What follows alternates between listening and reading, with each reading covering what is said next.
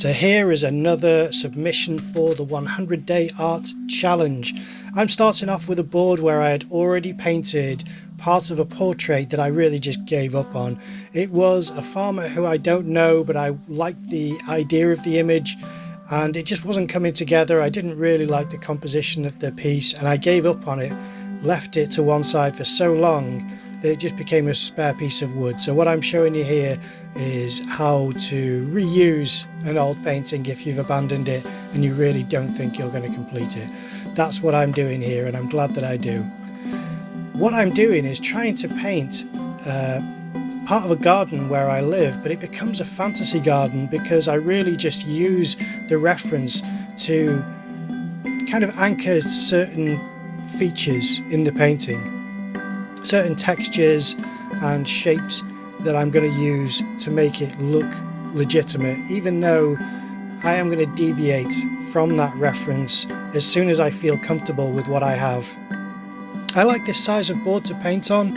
I must admit I don't normally do something this large for the daily art challenge because it is tricky to finish a painting in a day when you have something which is larger, because it just takes more time, it takes more paint, and it can take a lot of energy out of you to make things like this.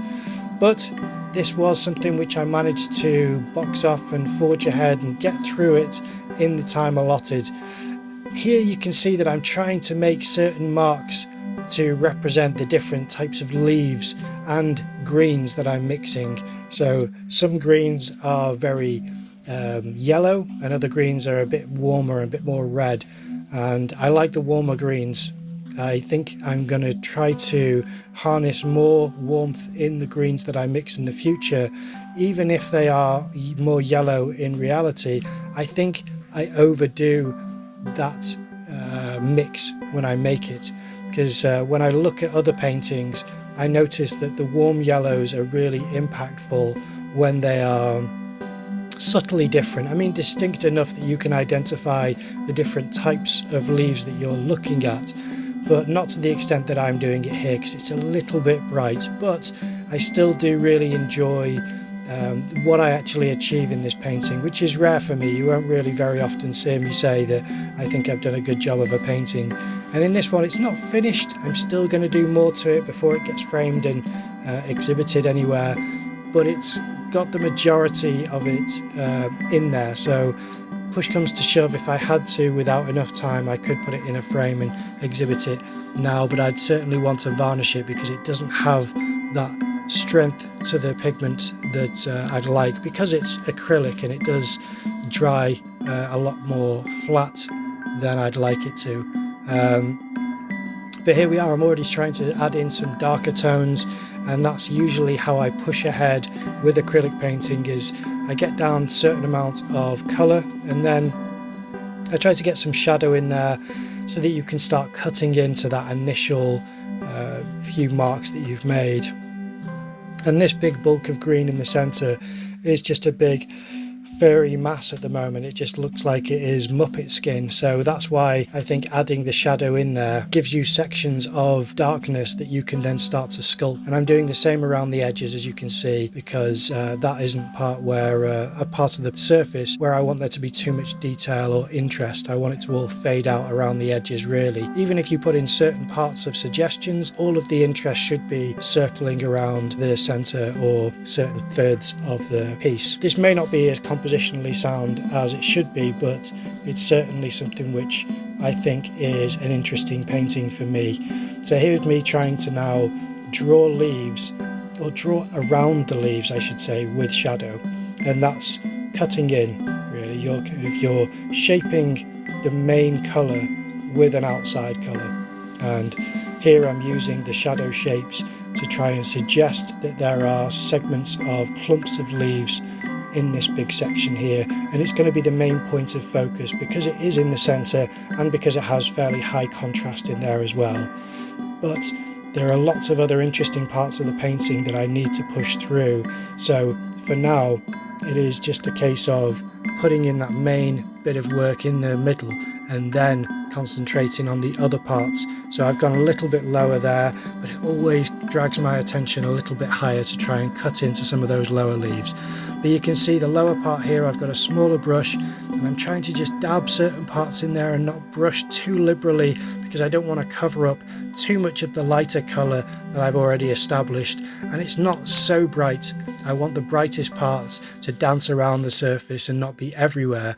So there are certain sections where there will be interesting variations in colour because of the lovely flowers and the light reflecting off the leaves.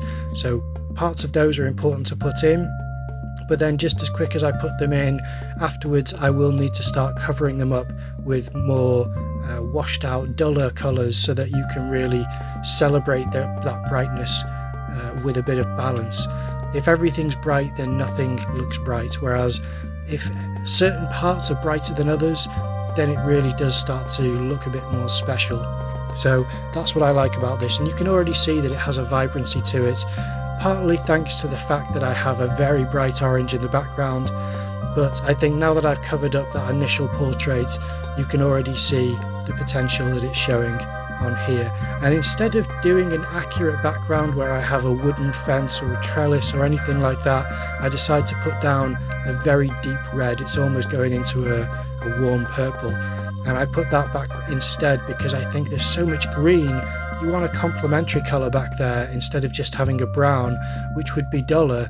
And it wouldn't hurt to have a duller colour, but why not choose what you'll have? So long as it's tonally equivalent to a certain extent, I don't see the harm in actually deciding what you want in there. But you can see that there's a lot there already, a lot of different texture and shape, and now it's a case of going back in, as I said, and putting in some darker colours so that you can do a bit of shape design for the remaining sections that haven't been touched quite so much. And I enjoy this part. It's very much similar to the drawing that I do with ink, because you are trying to make dark marks, definitive shapes, and sculpt what you have already put down. And that can be quite nice, even though it can also be a push and pull, which is tricky, because you may do something, go too far, and then you've covered up something you wish you would have kept. So that means that you have to then remix a lighter or mid-tone colour and put it back in, and just make sure that you're a bit more careful with the smaller shapes and the fiddly aspects of painting. But that just comes with learning this type of medium, and that's what I'm still doing. I'm still learning acrylic, and I still find it very tricky.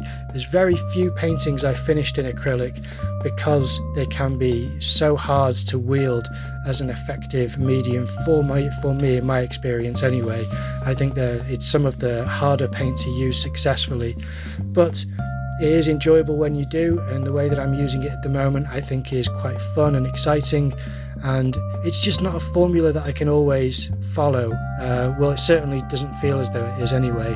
I'll have to tell you when I have more experience, but for now it seems as though there are several different ways that I try to paint with acrylic, and sometimes it works, a lot of the time it doesn't.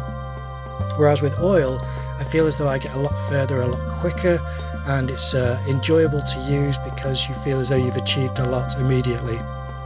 With this, it's a greater sense of achievement because it's taken so long to get as far as I have.